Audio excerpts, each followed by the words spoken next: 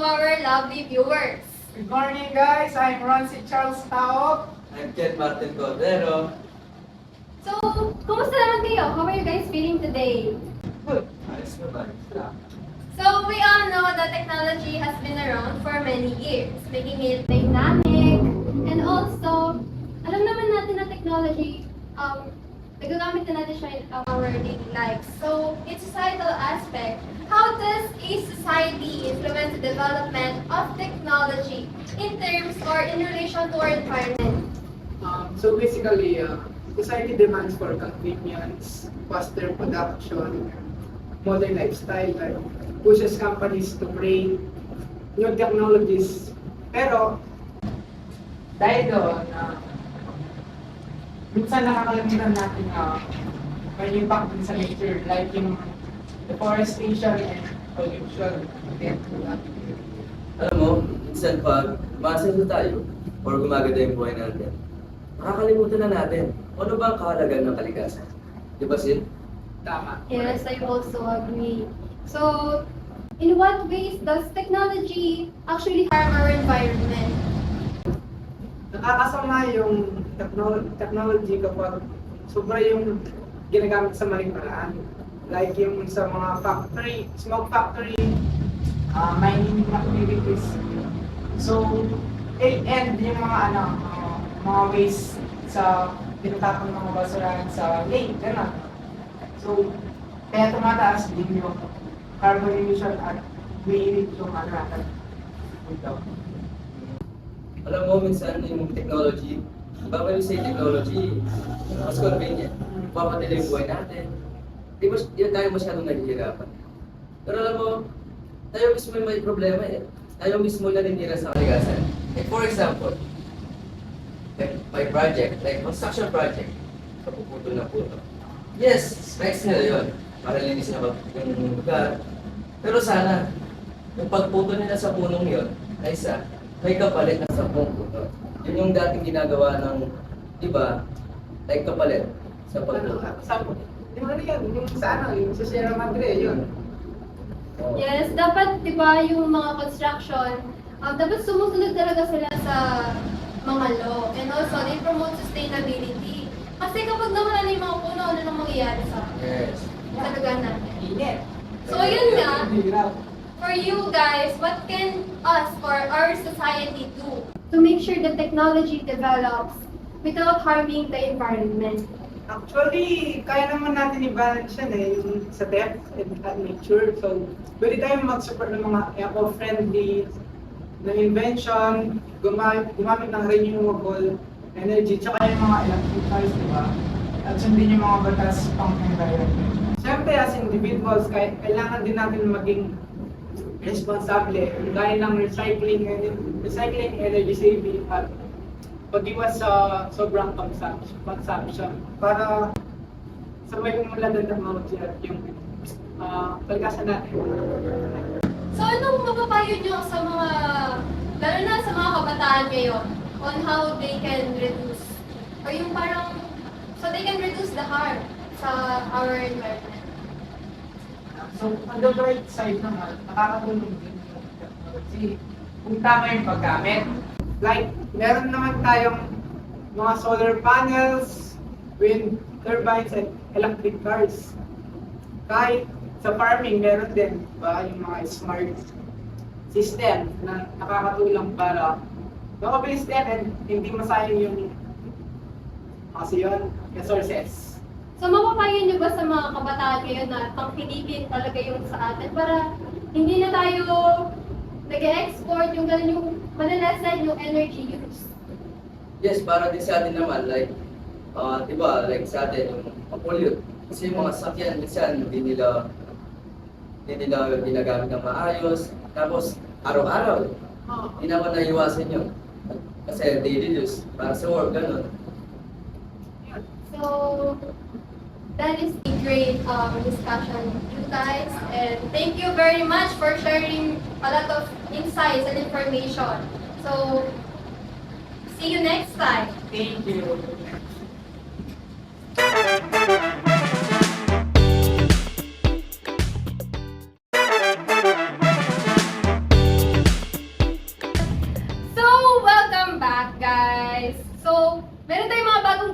today. Please introduce yourselves. I'm Christian Joel Balatbat and kasama ko po si Lawrence Bernie. So, anong nararamdaman nyo ngayon? kung sasagutin ko yun ngayon, sobrang kabado ko today kasi first time ko dito sa mga talk show na to. Huwag kang kabahan, syempre naman. Huwag kang kabahan because you're here for a purpose. Nandito ka para mag-share. Nandito kayo para mag-share ng new insights or information sa ating mga viewers.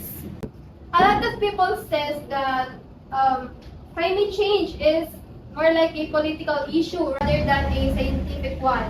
What can you say about this? Do you agree or disagree? Both agree ako sa political issue siya. Kasi alam naman natin, mga scientists natin is focus na sila sa mga climate change. Kasi trabaho nila yun seryosoin talaga nila. Unlike yung mga politician natin, kaya sila nag-politics kasi isipin nila, easy money, easy power, gano'n. Like, uy, dagdag sa business, gano'n. Like, mawawalan tayo ng kasi plano, gano'n. Isipin natin, architect yung mga natin, scientists natin, and engineers yung mga politiko natin. Yung architect natin, which is the scientist, nag-construct sila ng plano. Like, ganito yung design, ganito yung gagawin niya para maayos yung climate change natin, gano'n. Pero since yung mga engineers natin na politiko, kunin nila yung pera, syempre hindi sila ng pera para pambayad sa mga gastos. Pero yun nga lang yung project, either ghost project o kaya pupupit sila ng konti or malaking pera. And in the end, yung innovations natin, cheap yung mga gamit niya, gano'n. So bandang dulo, pag nagkaroon ng climate change, parang masisira siya, parang wala siyang kwenta, gano'n, parang nagsayang lang ng pera. Tama. Like, kapag hindi organize yung bansa, like mga politician natin, like president and vice president, hindi sila kasundo, kaya nagkakaroon ng conflicts.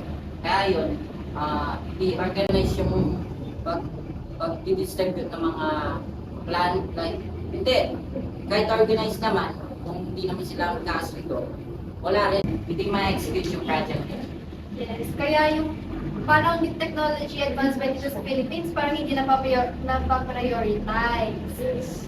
So, do you guys think that political leaders only promote science and technology rightfully and equally? Parang gumagawa ba sila ng proyekto para merong matutuhan yung mga mamamayan ng mga Pilipino? Or para lang ba to sa show? Or is it just for a show para maging headline sila ng usapan, para mapag-usapan sila? For me, ginagamit lang nila yung social media for cloud chase. Like, for example, concerned sila sa isang lugar na pinabaha dito. And sasabihin nila sa social media, gawa natin ng paralan to, gawa tayo ng flood control, ganun. And nakuha yung mga attention ng mga tao, binoto siya. And at the end, maupo siya. Pero wala, ginamit na lang yung pera for personal interest lang. Hindi yan, wala rin sila magagawa. Kaya ba ako rin. Ako naman, agree ako na ginagamit na nila for fake yan. Kasi, like, makakuha sila ng marami dun eh. Like, tiwala ng mga tao, pera, tapos mga dagdag kapangyarihan sa mga sa politiko. Influence. Oo. Tapos so yun nga, mapupunta na rin sa akin. Parang gawin natin example. Isa kang humahabol sa politiko. Tapos sabi mo, papagawa ko ng 10,000 na school sa Pilipinas. Pero yun nga, since yun binoto ka nila dahil nagustuhan nila yung plano mo, then hindi nanalo ka, di ba? So, isipin mo paano mo gagawin yun. Imposible, di ba? Like, di mo magagawa kasi hanggang sabi nung ginawa mo eh. Like, di mo man naisip, nasa yung budget ko, gano'n. Nasaan yung mga tutulong sa akin para magawa to. Hindi, 364 lang yung nagawa mong mga hindi pala 364, nasa 200 na ata. 200 na ata yung nagawa mong eskwela. So, yun, parang sinabi mo, at least may nagawa ako. Pero hindi yun yung pinapatupad mo eh. Ginawa mo lang kasing dagdag lakas yan para boto ka nila eh. Hindi mo naman, sinunod mo nga, konti lang yung mga binigay mong mga pinatupad mo, hindi pa rin siya aabot sa 50% ng pangako mo. So yun. So parang iniwan na lang sa ere yung pangako, lalo na yung mga tao. Yes. Kawawa naman yung mga tao. Tama. Prominent yan sa Pilipinas. So ano masasabi niyo sa mga taong gumagawa ng katiwalian? And lalo na sa mga taong pinagtatanggol yung karapatan ng mga botante natin. Masasabi ko sa mga masasamang politiko, may oras ba para magbago? Hindi naman, since nagawa mo ng maging masama, is makompletuhin mo na yan hanggang sa maging hanggang sa magkasuhay, kaya naman. Tapos hindi naman kasi hindi ka rin naman kasi yayaman bandang dulo kung panay ka nakaw. Hindi yan kasi, magkakaroon din ng karma yung mga nakaw. Baka malay mo, di ba? After mo mag-knockout, tapos naging 10 billion yung pera nyo. Pero may nakakita pala sa'yo. Eh di, maminusan pa yun, magiging 0 pa yung balance mo at magka-out na ka pa. Yun na nga, marami na nga problema yung Pilipinas, dinadagdagan nito. So, hindi naman sa sinasabi kong halos lahat ay lahat ng mga politiko sa Pilipinas is masama. Marami lang talaga. Kaya please magbago na yung iba dyan. For me, kailangan nagising mo na yung justice. Kasi kahit alam na nilang marami na yung halata na yung ginagawa nila wala pa rin nakukulong. Kaya dapat nagising mo na yung justice. So ano naman message nyo sa mga pinanghihinaan ng loob ng mga scientists, engineers na sobrang makakatulong para sa Pilipinas in terms of technology, pero ayun nga, parang broken system na yung Pilipinas kaya hindi na sila nagtatry na bumuo ng new inventions. Since nga, di ba, political concern din naman yung mga yung innovations, di ba? So, feel ko, same ng mga Pilipino at yung mga scientists na problema. Takot silang magsalita, takot silang magreklamo, takot din silang takot silang pagsabihan ng mga politiko, ganun. Like, kung gusto niya, bibigyan mo siya ng plan. Gawin niyo to, kailangan to, importante. Or ipapakita ko sa Pilipinas yung totoong ginagawa niyo. Isipin pa nila, baka papatay pa sila, ganun, baka ipapatay yung nila, mga kamag-anak nila. So, isipin na lang nila, mananahimik sila. So, kailangan talaga natin yung boses ng mga Pilipino, tulungan natin mga scientists na makalaban yung mga politiko na masasama. How about you? Yung ganun din, agree din ako sa kanya, which is takot sila magsalita kasi makabalit ng makapangyarihan, kaya nila papatay lang, ganun. Ayun, kaya takot sila. Kasi meron silang kapangyarihan. yung kaya nilang makapagpapatay ng tao. Lalo na yung justice natin. Hawak nga ng mga mayayaman yung hustisya. Yung parang naging sistema na natin sa bansang ito na parang wala nang improvement. Basta static lang tayo, parang gagawin na lang nilang business yung kahirapan ng mga Pilipino. Parang hawak nila tayo sa leeg. Tama. So, what do you think is the biggest challenge in implementing climate policies? Is it politics, money, or public awareness? For me is public awareness and politics. So when we talk about politics, yung mga leader na mag-handle sa natin, bansa natin, para ma-organize yung flow ng mga project. Yun. Kaya kailangan yung public awareness, syempre, mga tao, kailangan aware sila sa mga pinoboto nila, yung mga leader na yun, mga politician na yun. Ayan, para maging organized yung flow natin. Kaya important yung public awareness and politics. So, sa akin naman, agree ako na pinaka-importante sa tatlo is yung public awareness. Well, though, yung dalawa naman is importante talaga. Kung wala yung isa dyan sa tatlo na yun, magkakasira-sira na yung plano. So, para lang explain ko muna kung bakit importante sa akin yung public awareness.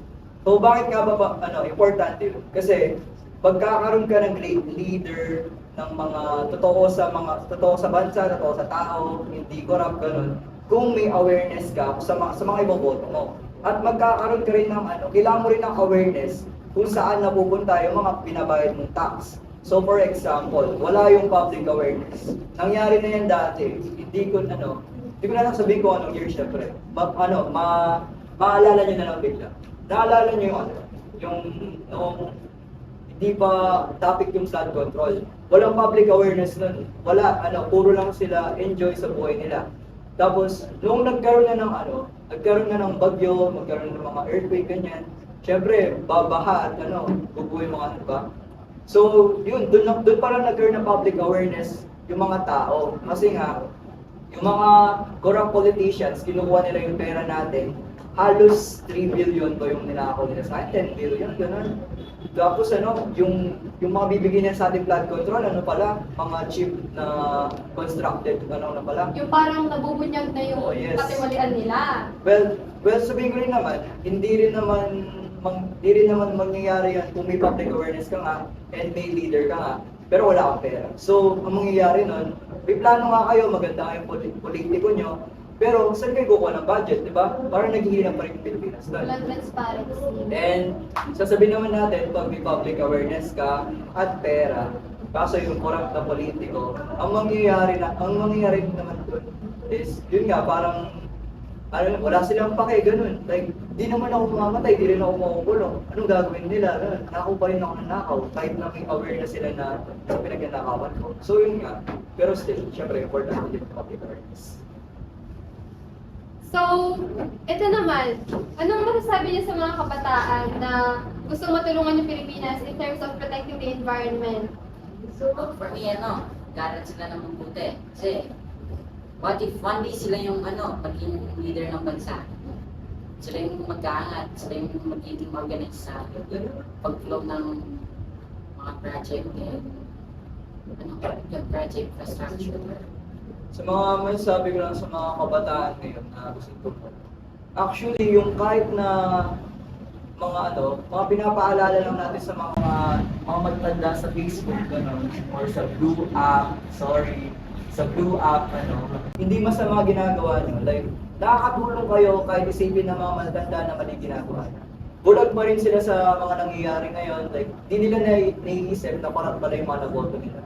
Kaya pag tumanda na tayo, or kayo, alam natin na gaganda yung Pilipinas dahil nga alam natin na may utak na yung Pilipinas ngayon.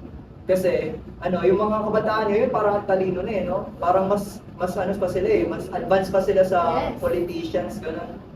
Yung, Parang sila na yung nag-iimbestiga. oo, kasi parang ang galing nila, like, kahit na sabihin natin kulang pa sila sa mga pinag-aralan sa mga ganyan. Pero like ang advance na kasi.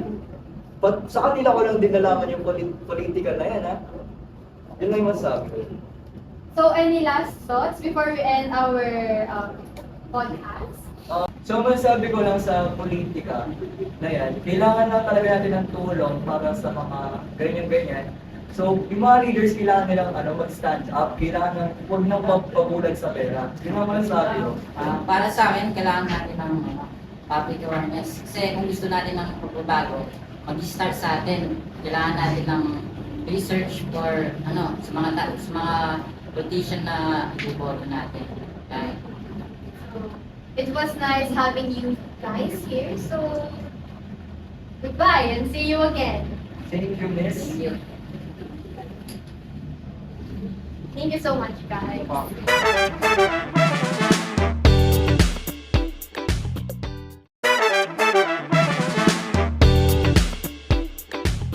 Welcome back. It's our third segment.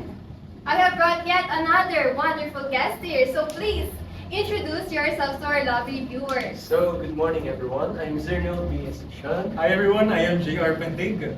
So, before we start, how are you guys feeling today? I'm doing good naman. Very good. So, why are you guys here? So of course, we are invited here to share our insights or our opinion kung ano ba talaga yung environment or kung paano nakaka-apekto ang technology sa environment natin ngayon. So let's go on our first question or our topic. So can new technology actually harm or reduce the harm to the environment? So, when we ask whether technological advancement really has the capacity to slow down the fast rate of environmental degradation globally, we need to understand na Technology itself is neutral. It is not naturally good, it is not naturally bad. nakadepende talaga ito sa on how it will be going to develop or implement at gagamitin in the future. Maraming technologies ngayon are created mainly for human convenience, comfort, at madalas hindi fully considered ang epekto nito sa environment natin. Yung mga mass-produced gadgets, industrial machines, fossil fuel-based transport systems, ngayon nagko-contribute sila sa pollution, deforestation, at sobrang paggamit ng natural resources. Pero at the same time, may malaking potential din ng modern Technology na tulungan ng environment natin, innovations, tulad ng renewable energy systems, energy efficient machinery, recycling technologies, sustainable resource managements are designed to lessen the emissions. And sa question kung makakatulong or makakasama ba ang technology sa environment, ay nakadepende talaga sa human priorities, values, policies, and investment. So, if gagamitin natin na maayos yung technology, it can be one of the most powerful tools para labanan ng climate change. At sustain natin ang proper or kung ano yung magandang environment na gusto natin makalit. So it's about adaptation sa new technology na para rin makinabang talaga tayo.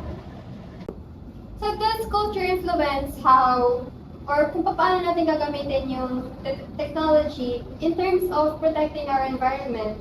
Or para mas lalo lang itong masira? Alam mo, the cultural values and beliefs play a big role kung paano natin nade-develop at gagamitin ang technology. If a society values nature, environmental care, at sustainable living, there's a high chance na they will support at invest sa green technologies. Kapag bahagi sa culture natin ang pag-aalaga ng kalikasan, people and governments are magiging more motivated para gumawa ng mga solutions like renewable energy, waste recycling. At eco-friendly farming. For example, sa Japan, dahil sa culture nila ng respect for nature at cleanliness, marami silang innovations sa waste management, energy efficiency, at public cleanliness. Their efforts in recycling and proper waste segregation are visible talaga sa household and public spaces. Like, makikita mo talaga kahit sa ang bahagi ng Japan is malinis talaga. And also another example is a country like Singapore. Singapore is known for its very clean environment and strict enforcement ng environmental laws. Because of their culture of cleanliness at disiplina, they have many green initiatives like community recycling programs, tree planting projects, and sustainable urban planning. At dahil doon, it is clear na cultural values mismo ang nagtutulak sa paggamit ng technology para protektahan ang environment at ma-maintain ang kalinisan ng mga syudad nila. In this way, it is really evident that society's culture and values directly affect the development of use of green technology na nakapagtulong na mabawasan ang pagkasira ng environment natin. So do you think that the Philippines or the Filipinos na kung may integrate ba nila yung kultura natin para maging disiplinado and also para maprotektahan natin yung nature natin or environment, katulad nga na sinabi niya na Singapore at Japan, ma-enhance ba natin? Is it possible for us to do such thing? For me, kaya siya. But with the help between government and the citizens itself. Kasi kung gumawa nga ng actions yung government or yung citizens, kung wala rin sense yung isa, hindi rin yun parang magagawa na maayos. Kaya kung parehong magdidiscipline at merong plano, kaya natin talagang ma-develop at ma-improve yung pag-aaral ng technology na nakaka-help din sa environment. So yun nga, no, habang yung technology has the potential to help the environment, not all innovations talaga are eco-friendly. Maraming modern inventions na ginawa mainly for convenience, comfort, or profit. And minsan, yung mga ginagawa nito na nakakasama sa ating environment. For example, yung mga smartphones and gadgets sa South Korea and China, generate sila ng huge amount of e-waste. And based on the 2021 Global E-Waste Monitor, China alone produced around 10.1 million tons, while yung South Korea naman, nag-contribute sila ng over 1.8 million tons. At kung di maayos yung disposal ng mga to, pwede ito lang magdulot ng mga soil and water pollutions. And also sa fossil fuel vehicles sa United States na remain a major source of greenhouse gas emissions na based on the US EPA accounted for almost 29% ng country's total carbon dioxide emissions in 2020 na nag-contribute na mabigat ng climate change. Sa India naman, yung mga industrial factories sa decade or nagkakaroon ng release amounts of air and water pollutants habang ginagamit ng sobra ang natural resources tulad ng tubig at energy. Sa mining naman, ang mining technology ng Brazil. Kahit sabihin man natin advanced, nagdudulot siya ng deforestation at habitat loss sa Amazon rainforest na based sa Global Forest Watch mining. Mining alone costs around 3,750 kilometers squared of forest loss noong 2020. These examples show that technology alone cannot guarantee environmental protection. Its effect really depends on how it is designed, implemented, and regulated. Kung focus lang sa profit or convenience, technology can actually increase environmental degradation instead of reducing it. So, meron talagang disadvantage or bad effect yung technological advancement. Yes, tama ka dyan. And dahil dito, it is important that culture, values, and responsible use of technology work together not only to protect the environment, but also to promote sustainable development for future generations, di ba? So, do you agree ba na while technology is growing or advancing, nakakatulong ba talaga to sa climate? Or parang wala talaga siyang effect? So sa akin, I would say na technology itself is neutral talaga. Whether it helps or harms the environment, it just really depends talaga on human priorities, values, policies, and how responsible its use, or how it is responsibly its use. So for me also, it is neutral. But at the same time, it can get worse, lalo na kung walang discipline at tamang planning between government citizens. Siyempre, tayo yung nakikita. So, do you have any last thoughts before we end our discussion? For me, my last thoughts about technology, gagamitin siya sa tamang paraan para makagawa ng tamang way para makapag-develop at makapag-unlad yung country natin. Especially sa Philippines, pinakakailangan natin talaga is technology. Kasi may mga bagay na hindi na natin kailangan gamitin at gumamit ng bagong bagay, technology, para mapabuti yung convenience natin at para din dapat makatulong sa environment natin. And para sa akin, also dapat we should use our technology in a wise manner. So we can be able to achieve kung anong dapat natin or kung anong gusto natin maging para sa ating environment. So that is all for today, guys. Thank you for sharing such a wonderful insight on how cultural effects of technological advancement when it comes to climate change. So goodbye, guys, and see you again. Thank you.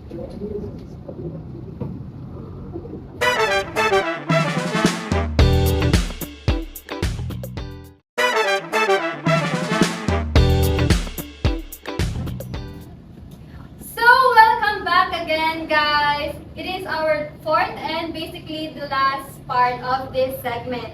But I have brought yet another amazing guest here. So, please introduce yourselves to our lovely viewers. So, I am Abigail Miss Jiwat. And I'm Micaela Vila. So, how are you guys feeling today? Kamusta naman kayo? We're good, actually. So, why are you guys here? In order to give some thoughts about the influence of ethics through the technological advancement for climate change. We also want to express ourselves sa ethical principle na gusto namin discussing. So, what are your thoughts about the influence of ethical standards or principles to the technological advancement?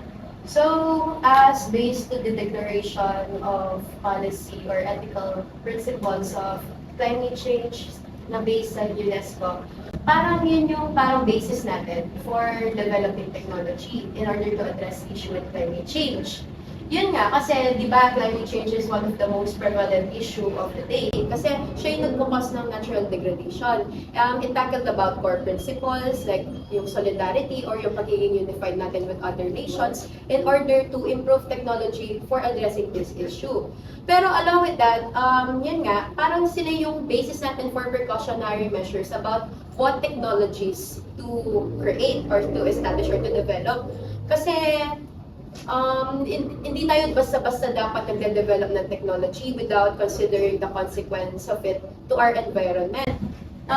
Gumagawa tayo ng measures na tulad ng whether kung nakakasama ba ito by emitting ng fossil ay yung parang carbon dioxide, ganon. Kaya it's just a basis like for precautionary measures. And yun nga, for creating technology that will really last in the future. parang lifetime. Yeah, May oo. kinabang tayo for lifetime.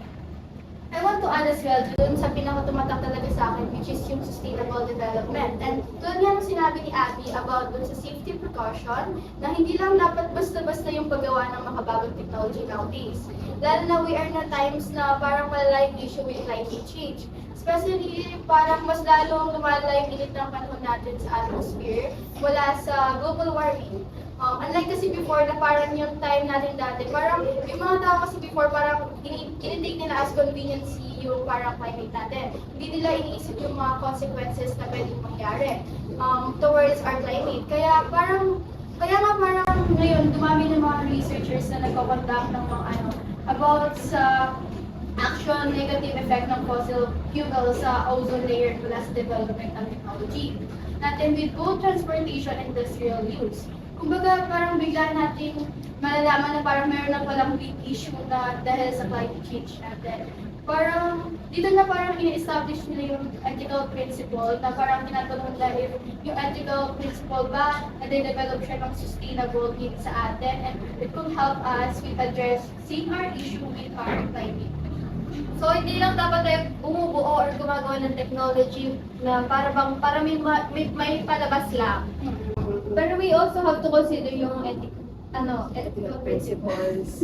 Kasi ethical principles, as what you have mentioned, these are yung kung ano yung dapat natin gawin and what technology to actually develop. So, for you guys, tayo ba, nagagamit ba talaga natin yung, or sinusunod ba talaga natin yung ethics? Sometimes hindi natin siya nasusunod kasi parang ang tigas ng ulo ng mga tao. Especially parang mas pinipili nila yung mas mapapagaan sa kanila. And hindi nila iniisip nga. Sabi ko nga, hindi nila iniisip yung mga consequences na pwedeng mangyari sa atin. Pero I might agree to them. Kasi kaya nga may may mga energy, may mga technology tayo na develop in order to address this issue. Kasi nga, halimbawa yung renewable energy resources, like yung wind turbines, solar panels, yung sa mga plantations, halimbawa yung geothermal energy. Katulad din sa Department of Energy, di ba? In collaboration of DOST. Parang ini-improve din yung situation about doon. Kasi yung halimbawa, in transportation, di ba may mga electric cars na ngayon? Dati wala, kasi we're using fossil fuels. Pero nalaman nilang very harmful to sa environment natin kasi parang malakas yung carbon emission nila, carbon dioxide emission. Kaya parang nag-weaken yung ozone layer. Kaya may development talaga. So, sabihin, sinusunod pa rin naman yung ethical principles na, alam yung sa UNESCO, yung Declaration of Policy or Ethical Principles for Climate Change. So, yung parang,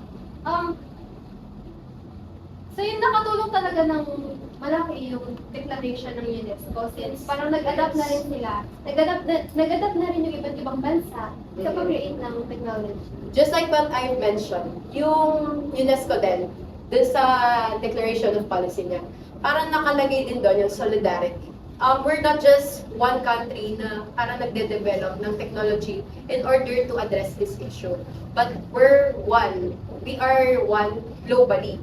Parang hindi lang tayo nag-move, may mga iba't ibang researchers and scientists sa iba't ibang bansa para ma-improve talaga yung situation na to, para magkaroon ng solution dito sa climate change. Kaya that's why you should follow this ethical principle kasi magbe-benefit siya hindi lang sa atin, ngayon na yung para sa country and sa ating lahat. So, do you have any last words to our lovely viewers, of course, before we end our discussion?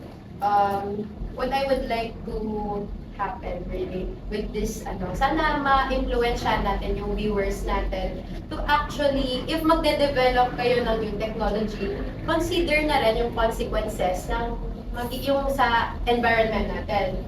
Especially, we're civil engineering students. Yes. We should make developments na hindi makakasira sa environment natin. Huwag tayo magko-contribute sa degradation ng nature para ma-prevent na rin or ma-mitigate yung effects nito sa climate change. How about you, Mika? Kumbaga, dapat dito hindi natin iisip kung ano lang yung magiging convenience sa atin, kung saan lang tayo mapapagaan. Pero dapat iniisip din natin yung ibang tao kung mag-benefit pa doon sa kanila, dahil na sa climate nga natin. And, ayun. So, it's such a wonderful discussion, guys. Thank you so much for sharing insight. And we would like to thank you as well. Kasi we learned something. Yes. So, thank you guys and see you next time. Maybe we'll have a chance again. So goodbye everyone.